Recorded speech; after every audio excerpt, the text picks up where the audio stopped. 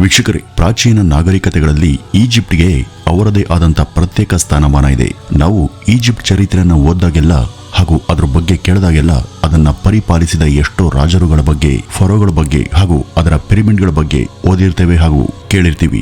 ಅವರಲ್ಲೆಲ್ಲ ನಮಗೆ ಅದನ್ನ ಪರಿಪಾಲಿಸಿದ ಏಕೈಕ ರಾಣಿಯಾದಂತಹ ಕ್ಲಿಯೋಪಾತ್ರಳ ಹೆಸರು ಗಾಢವಾಗಿ ಕೇಳಿಬರುತ್ತೆ. ಅನೇಕರು ಈಕೆಯನ್ನು ಒಳ್ಳೆಯವಳು ಅಂತ ಹೇಳಿದ್ರೆ, ಇನ್ನು ಕೆಲವರು ಈಕೆ ಓರ್ವ ದುರಾಚಾರಿಯಾಗಿದ್ಲು, ಕಾಮ ಪಿಶಾಚಿಯಾಗಿದ್ಲು. ಈಕೆ ಎಷ್ಟೋ ಜನ ಪುರುಷರನ್ನ ಸುಖಿಸಿ ಅವರನ್ನು ಅನುಭವಿಸಿದ ಬಳಿಕ ಅವರನ್ನ ಕೊಲ್ತಾ ಇದ್ಲು. ಅಧಿಕಾರದಾಹಿಯಾಗಿದ್ಲು. ಈಕೆ ಅಧಿಕಾರಕ್ಕಾಗಿ ತನ್ನ ಒಡ ಹುಟ್ಟಿದ ಸಹೋದರನ್ನೇ ಮದುವೆಯಾಗಿದ್ಲು ಅಂತಾನೂ ಕೂಡ ಹೇಳಲಾಗುತ್ತೆ. ವೀಕ್ಷಕರೇ, ಕ್ಲಿಯೋಪಾತ್ರ ಎಂಬ ಈ ಒಂದು ಹೆಸರನ್ನ ಬಹುಶಃ ಕೇಳದೆ ಇರೋರೆ ಬಹಳ ಕಡಿಮೆ ಅನ್ಸುತ್ತೆ. ಪೂರ್ವದಲ್ಲಿ ಜಾಗತಿಕವಾಗಿ ಸಾಮ್ರಾಜ್ಯವನ್ನ ರೂಲ್ ಮಾಡಿದಂತಹ ಸ್ತ್ರೀಯರ ಪೈಕಿ ಈಕೆಯದು ಬಹು ಪ್ರಧಾನವಾದಂತಹ ಹೆಸರು. ಈಕೆ ಮೇಲೆ ಆಗ ಅನೇಕ ರಾಜ ಮಹಾರಾಜರು ದಾಳಿ ಮಾಡಿದ್ದು ಕೂಡ ಉಂಟು. ಅಂತ ಸೀಸರ್ ಆಗ್ಲಿ ಅಥವಾ ದೊರೆ ಅಚಿಲ್ಸ್ಗಾಗ್ಲಿ ಈಕೆಯನ್ನ ಸಂಪೂರ್ಣವಾಗಿ ಗೆಲ್ಲೋದಕ್ಕೆ ಸಾಧ್ಯವಾಗ್ಲಿಲ್ಲ ಅಂದ್ರೆ ಈಕೆ ಬಲ ಎಂತಹದು ಅಂತ ನೀವೇ ಲೆಕ್ಕ ಹಾಕಿ. ಇಂಥ ಈ ಕ್ಲಿಯೋಪಾತ್ರ ತನ್ನ 39ನೇ ವಯಸ್ಸಿಗೆ ಹೇಗೆ ಹಾಗೂ ಯಾವ ಕಾರಣದಿಂದ ಸಾವನ್ನಪ್ಪದ್ಲು ಅಂತ ಇವತ್ತಿನ ಈ ಒಂದು ವಿಡಿಯೋದಲ್ಲಿ ರೋಚಕವಾಗಿ ತಿಳಿಯೋಣ ಬನ್ನಿ ವೀಕ್ಷಕರೇ. ಜಗತ್ತನ್ನ ಗೆಲ್ಲ ಹೊರಟ ದೊರೆ ಅಲೆಕ್ಸಾಂಡರ್ ನಿಮ್ಗೆಲ್ಲ ಖಂಡಿತ ಗೊತ್ತಿರುವಂತಹ ವ್ಯಕ್ತಿ. ಅರೆ, ನಾವೀಗ ಕ್ಲಿಯೋಪಾತ್ರಳ ವಿಷಯ ಬಿಟ್ಟು ಗ್ರೀಕ್ ದೊರೆ ಅಲೆಕ್ಸಾಂಡರ್ ಬಗ್ಗೆ ಯಾಕೆ ಮಾತನಾಡ್ತಿದ್ದೇವೆ ಎಂಬುದರ ಹಿಂದೆ ಒಂದು ಸೂಕ್ತ ಕಾರಣ ಇದೆ. ಈ ಕ್ಲಿಯೋಪಾತ್ರ ಬೇರೆ ಯಾರೂ ಅಲ್ಲ, ಆಕೆ ಈ ದೊರೆ ಅಲೆಕ್ಸಾಂಡರ್ನ ವಂಶಾವಳಿಯವಳೆ ಅನ್ನೋದಕ್ಕೆ ಅನೇಕ ಸಾಕ್ಷಿಗಳಿವೆ. ಈ ದೊರೆ ಅಲೆಕ್ಸಾಂಡರ್ ಈಜಿಪ್ಟ್ ಅನ್ನ ಗೆದ್ದ ನಂತರ ಆ ರಾಜ ಗದ್ದುಗೆ ಆತ ಮೊದಲು ಟಾಲೆಮಿ ಎಂಬಾತನನ್ನ ನೇಮಕ ಮಾಡ್ತಾನೆ. ಈ ಕ್ಲಿಯೋಪಾತ್ರಳ ತಂದೆ 12ನೇ ಟಾಲೆಮಿ. ಈತ ತನ್ನ 51ನೇ ವಯಸ್ಸಿನಲ್ಲಿ ತೀರ್ ಹೋಗಿದ್ರಿಂದ ಆತನ ಸ್ಥಾನಕ್ಕೆ ಆತ 3ನೇ ಮಗಳಾದಂತಹ ಕ್ಲಿಯೋಪಾತ್ರಳನ್ನೇ ರಾಣಿಯನ್ನಾಗಿ ಕೂರಿಸದೆ ವಿಧಿಯಿರಲಿಲ್ಲ. ಆಗೆಲ್ಲ ಸ್ತ್ರೀಯರು ಸಾಮ್ರಾಜ್ಯವನ್ನು ಆಳೋದಿಕ್ಕೆ ಅರ್ಹರಿರಲಿಲ್ಲ. ಆಗೆಲ್ಲ ಸ್ವಕುಟುಂಬದ ಒಳಗೇನೆ ಮದುವೆಗಳು ಜರುಗ್ತಾ ಇದ್ವು. ರಾಜನ ಬಳಿಕ ಮಗಳು ಬೇರೆ ಯಾರನ್ನಾದ್ರೂ ತಾನು ಒರೆಸಿಯೇ ತನ್ನ ಪತಿಯ ಜೊತೆ ರಾಜಗದ್ದಿಗೆಯನ್ನು ಇರೋದಕ್ಕೆ ಅಲ್ಲಿ ಅನುಮತಿ ಇತ್ತು. ಆದ್ರೆ ಕ್ಲಿಯೋಪಾತ್ರಗೆ ಆ ಆಯ್ಕೆನೇ ಇರಲಿಲ್ಲ. ಕಾರಣ ಆಕೆಗಿದ್ದದ್ದು 10 ವರ್ಷ ವಯಸ್ಸಿನ ಒಬ್ಬ ತಮ್ಮ ಮಾತ್ರ. ಅವನನ್ನು ಆಕೆ ಮದುವೆಯಾಗುವಂತಿರಲಿಲ್ಲ. ಆಗೆಲ್ಲ ಈಜಿಪ್ಷಿಯನ್ ರಾಯಲ್ ಫ್ಯಾಮಿಲಿಗಳು ಅವರವರ ಒಳಗೇನೆ ಮದುವೆ ಮಾಡ್ತಾ ಇದ್ರು. ಅಣ್ಣ ತಂಗಿಗೆ, ತಂಗಿ ಹಾಗೂ ಅಣ್ಣನಿಗೆ, ಇಲ್ಲಾಂದ್ರೆ ಇತರೆ ಕಸಿನ್ಗಳ ಮಧ್ಯ ಅಲ್ಲಿ ಮದುವೆಗಳು ಬಹು ಕಾಮನ್ ಆಗಿದ್ವು. ಆದ್ರೆ ಇಲ್ಲಿ ಕ್ಲಿಯೋಪಾತ್ರಗೆ ಈ ಯಾವುದೇ ಅವಕಾಶ ಇರಲಿಲ್ಲ. ಆದ್ರಿಂದಲೇ ಆಕೆ ತನ್ನ ರಾಜ ಗದ್ದುಗೆಗೆ ಏರಿದ್ಲು. ಈಕೆ ಸ್ತ್ರೀಯೇ ಆಗಿದ್ರು ಕೂಡ ಆಕೆಯ ಆಳ್ವಿಕೆ ಹಾಗೂ ಪ್ರಜಾಪಾಲನೆ ಅತ್ಯದ್ಭುತವಾಗಿತ್ತು. ಎಷ್ಟರ ಮಟ್ಟಿಗೆ ಅಂದ್ರೆ ಈಕೆ ಆಳ್ವಿಕೆಯ ಸಮಯದಲ್ಲಿ ಈಜಿಪ್ಟ್ನಲ್ಲಿ ನಿಮ್ಮ ನೆಚ್ಚಿನ ರಾಜ ಅಂತ ಯಾರನ್ನೇ ಕೇಳಿದ್ರು ಕೂಡ ಎಲ್ಲರೂ ಕೂಡ ನಿಸ್ಸಂದೇಹವಾಗಿ ಹೇಳ್ತಿದ್ದಂತಹ ಒಂದೇ ಒಂದು ಹೆಸರು, ಅದು ಈ ಕ್ಲಿಯೋಪಾತ್ರದೇ ಆಗಿತ್ತು. ಸಾಮ್ರಾಜ್ಯದಲ್ಲಿ ಅವಳಿಗಿದ್ದಂತಹ ಆ ಒಂದು ಜನಪ್ರಿಯತೆ ಬಹುತೇಕರಿಗೆ ಇಷ್ಟ ಇರಲಿಲ್ಲ. ಅವರ ಪೈಕಿ ಮುಖ್ಯವಾದವನೇ ಕ್ಲಿಯೋಪಾತ್ರಳ ಸಹೋದರ. ಈ ಜನ ಎಲ್ಲ ತನ್ನ ಸಹೋದರಿ ಬಗ್ಗೆ ಮೆಚ್ಚಿ ಮಾತನಾಡ್ತಾ ಇದನ್ನ ಕಂಡು ಈತನಲ್ಲಿ ಅಸಮಾಧಾನ ಹೊಗೆ ಆಡ್ತಿತ್ತು. ಈ ದ್ವೇಷ ಹಾಗೂ ಅಸೂಯೆ ಯಾವ ಹಂತಕ್ಕೆ ಹೋಯಿತು ಅಂದ್ರೆ ಆಕೆಯ ಸಂಬಂಧಿಗಳೇ ಆಕೆಯನ್ನ ಹತ್ಯೆ ಮಾಡೋ ಬಗ್ಗೆ ಯೋಜನೆ ಹಾಕೋದಿಕ್ಕೆ ಶುರು ಮಾಡಿದ್ರು. ತನ್ನ ಸುತ್ತ ಇದ್ದ ತನ್ನವರೇ ತನ್ನ ವಿರುದ್ಧ ಕತ್ತಿ ಮಸೆಯೋದಕ್ಕೆ ಶುರು ಮಾಡಿದ್ದು ಬಹುಬೇಗ ಕ್ಲಿಯೋಪಾತ್ರಳ ಅರಿವಿಗೆ ಬಂದಿತ್ತು. ನಾನು ಈಗ ಬಹು ಎಚ್ಚರಿಕೆಯಿಂದ ಇರಬೇಕು ಅಂತ ಯೋಚಿಸಿದಂತಹ ಕ್ಲಿಯೋಪಾತ್ರ ತಾನಿನ್ನು ಒಂಟಿಯಾಗಿ ಇರೋದು ಅಪಾಯಕಾರಿ ಅಂತಾನೆ ಅರಿತು ಆ ಒಬ್ಬ ಸಮರ್ಥ ರಾಜನ ಸಹಾಯ ಯಾಚನೆಗೆ ಮುಂದಾದ್ಲು. ಆ ರಾಜನೇ ರೋಮ್ನ ದೊರೆ ಜೂಲಿಯನ್ ಸೀಸರ್. ವೀಕ್ಷಕರೇ, ಈ ಜೂಲಿಯನ್ ಸೀಸರ್ನದ್ದು ಆಗ ಸುತ್ತಲೂ ಬಹು ಪ್ರಧಾನವಾಗಿ ಕೇಳಿ ಬರುತ್ತಿದ್ದಂತಹ ಒಂದು ಹೆಸರಾಗಿತ್ತು. ಈ ಕ್ಲಿಯೋಪಾತ್ರಳ ಸಹಾಯ ಯಾಚನೆಗೆ ಸ್ಪಂದಿಸಿದಂತಹ ಆ ದೊರೆ ಆಕೆ ವಿರುದ್ಧ ನಿಂತಿದ್ದ ಆಕೆದೇ ಸಹೋದರನ ಜೊತೆ ಯುದ್ಧಕ್ಕೆ ನಿಲ್ತಾನೆ. ಆ ಯುದ್ಧದಲ್ಲಿ ಸೀಸರ್ ಗೆದ್ದಿದ್ದ ಹಾಗೂ ಕ್ಲಿಯೋಪಾತ್ರಳ ಸಹೋದರ ಯುದ್ಧದಿಂದ ವಿಮುಖನಾಗಿ ಹೆದರಿ ಪರಾರಿಯಾಗಿದ್ದ. ಈಗ ಕ್ಲಿಯೋಪಾತ್ರ ನೆಮ್ಮದಿ ಹಾಗೂ ನಿರಾಳತೆಯಿಂದ ತನ್ನ ಗದ್ದುಗೆ ಏರೋದಕ್ಕೆ ಸಾಧ್ಯವಾಯಿತು. ನನಗೆ ಇಷ್ಟೆಲ್ಲ ಸಹಾಯ ಮಾಡಿ ಸಾಮ್ರಾಜ್ಯಕ್ಕಿದ್ದಂಥ ಶತ್ರುಗಳನ್ನೆಲ್ಲ ಹಿಮ್ಮೆಟ್ಟಿಸಿದ ದೊರೆ ಸೀಸರ್ ಮೇಲೆ ಆಕೆಗೆ ಮನಸ್ಸಾಗಿತ್ತು. ಆಕೆ ಅವನನ್ನು ಒರಿಸಲು ಬಯಸ್ತಾಳೆ. ಈ ಸೀಸರ್ ಕ್ಲಿಯೋಪಾತ್ರಳ ಆಡಳಿತ ತಂತ್ರಗಾರಿಕೆಯನ್ನು ಬಹುವಾಗಿ ಮೆಚ್ಚಿದ್ದ. ಆಕೆಯಿಂದ ಅನೇಕ ಬದಲಾವಣೆಗಳನ್ನು ಕೂಡ ಆತ ತನ್ನ ರೋಮನ್ ಸಾಮ್ರಾಜ್ಯಕ್ಕೂ ಕೂಡ ಪರಿಚಯಿಸಿದ. ಆವರೆಗೂ ಬಳಕೆಯಲ್ಲಿದ್ದಂಥ ಗ್ರೆಗೋರಿಯನ್ ಕ್ಯಾಲೆಂಡರ್ ಬದಲಿಸಿ ಸೀಸರ್ ಕ್ಯಾಲೆಂಡರ್ ಅನ್ನ ಪರಿಚಯಿಸಿದ. ಕ್ಲಿಯೋಪಾತ್ರ ಸೀಸರ್ಗೆ ತನ್ನ ಪ್ರೇಮ ನಿವೇದನೆ ಮಾಡಿಕೊಂಡಿದ್ಲು. ಸೀಸರ್ಗೆ ಈ ಮುನ್ನವೇ ಕಲ್ಪೂರ್ನಿಯ ಎಂಬಾಕೆ ಜೊತೆ ಮದುವೆ ಕೂಡ ಆಗಿತ್ತು. ಆದರೆ ರಾಜ ಬಹುವಲ್ಲಭ ಎಂಬ ಮಾತಿನಂತೆ ಅವನಿಗೆ ಕಲ್ಪೂರಿಯ ಮಾತ್ರವಲ್ಲದೆ ಅನೇಕ ಜನ ರಾಣಿಯರು ಕೂಡ ಇದ್ರು. ಕ್ಲಿಯೋಪಾತ್ರಳಿಗಾಗಿ ಸೀಸರ್ ತನ್ನ ರಾಜಧಾನಿಯನ್ನೇ ತೊರೆದು ಈಜಿಪ್ಟ್ಗೆ ಬಂದು ನೆಲೆಸಿದ್ದ. ಆತನಿಂದ ಕ್ಲಿಯೋಪಾತ್ರಳಿಗೆ ಒಂದು ಮಗು ಕೂಡ ಜನಿಸ್ತು. ಆ ಮಗುವಿನ ಹೆಸರೇ ಸಿಸೇರಿಯನ್. ಆ ಮಗುವಿನ ಹೆಸರಿಂದಲೇ ಗರ್ಭಚೀಲ ಸೀಳಿ ಮಗು ಹೊರತೆಗೆಯುವ ವಿಧಾನಕ್ಕೆ ಸಿಸೇರಿಯನ್ ಎಂಬ ಹೆಸರು ರೂಢಿಗೆ ಬಂತು ಅಂತಲೂ ಕೂಡ ಹೇಳಲಾಗುತ್ತೆ.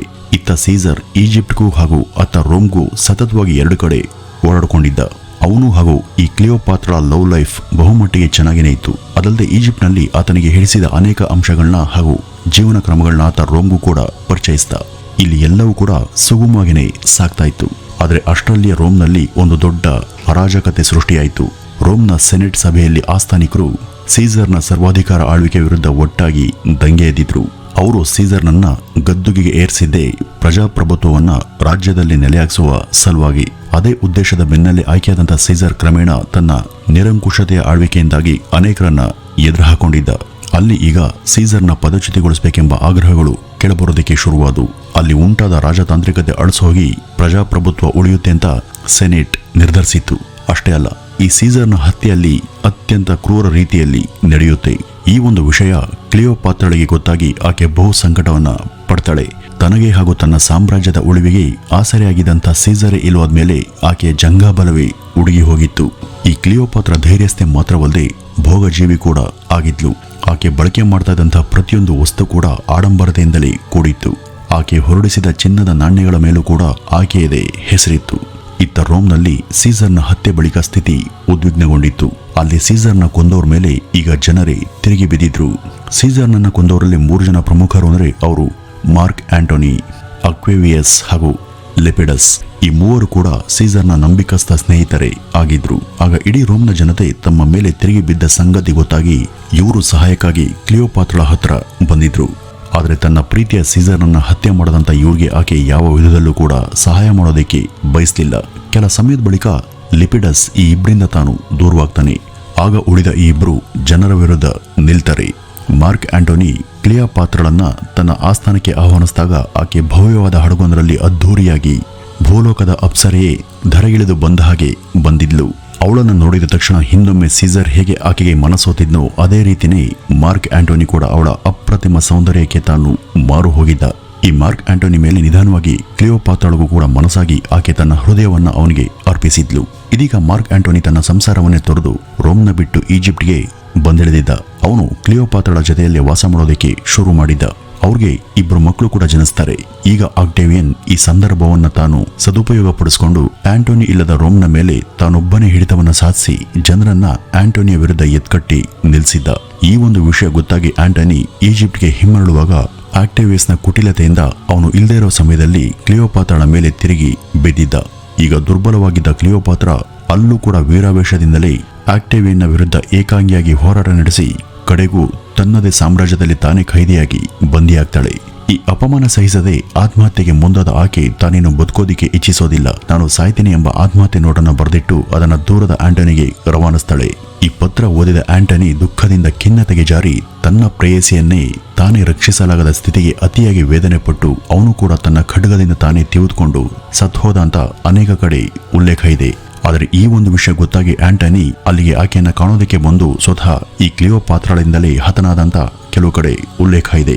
ಅತ್ತ ರೋಮ್ನಲ್ಲಿ ಆಕೆಯ ಮಕ್ಕಳನ್ನ ಇದೇ ಆಕ್ಟೇವಿಯನ್ ಚಿತ್ರ ಹಿಂಸೆ ನೀಡಿ ಕೊಂದಿದ್ದ ಎಂಬ ಸಂಗತಿ ಗೊತ್ತಾಗಿ ಕ್ಲಿಯೋಪಾತ್ರ ತಾನಿನ್ನು ಬದುಕಬಾರದು ಅಂತ ನಿರ್ಧರಿಸಿ ವಿಷದ ಹಾವುಗಳಿಂದ ಕಚ್ಚಿಸಿಕೊಂಡು ಬೆಡ್ ಮೇಲೇನೆ ತೀರಿ ಹೋದ್ಲು ಎಂಬ ವಿವರ ಚರಿತ್ರೆಯಲ್ಲಿ ನಮಗೆ ಸಿಗುತ್ತೆ. ಹಾಗೂ ವಿಷವನ್ನು ಸಂಗ್ರಹಿಸಿ ಅದನ್ನ ತನ್ನ ರಕ್ತನಾಳದೊಳಗೆ ತಾನು ನೇರವಾಗಿ ಇಂಜೆಕ್ಟ್ ಮಾಡಿಕೊಂಡ ಆಕೆ ಈ ರೀತಿಯಲ್ಲೂ ಕೂಡ ಸತ್ಲು ಅಂತ ಅನೇಕರು ಹೇಳ್ತಾರೆ.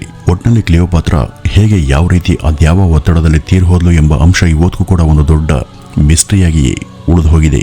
ಆಕೆ ಶವವನ್ನ ಮಾರ್ಕ್ ಆಂಟೋನಿಯ ಶವದ ಪಕ್ಕದಲ್ಲಿ ಹೂಡಲಾಗಿದೆ. ಈ ರೀತಿ ತಾನು ಮಾಡಿದ ಉತ್ತಮ ಕಾರ್ಯಗಳ ಫಲವಾಗಿ ತಾನು ಸತ್ತ 2000 ವರ್ಷಗಳೇ ಉಳಿದು ಹೋದರೂ ಕೂಡ ಪುರುಷ ಪ್ರಾಬಲ್ಯದ ಕಾಲಘಟ್ಟದಲ್ಲಿ ಪುರುಷ ಪ್ರಧಾನ ಸಮಾಜದಲ್ಲಿ ತಾನೊಂದು ಹೆಣ್ಣಾಗಿ ಅನೇಕ ಘಟಾನುಘಟಿಗಳ ಜೊತೆ ಗುರುತಿಸಿಕೊಂಡಂತ ಈಕೆ ಹೆಸರು ಇವತ್ತಿಗೂ ಕೂಡ ಚಿರಸ್ಥಾಯಿಯಾಗಿ ಉಳಿದು ಹೋಗಿದೆ. ವೀಕ್ಷಕರೇ, ಇದಿಷ್ಟು ಈ ಕ್ಲಿಯೋಪಾತ್ರಳ ಬಗ್ಗೆ ಇರುವಂತಹ ಒಂದಷ್ಟು ಮಾಹಿತಿ. ನಮಸ್ಕಾರ.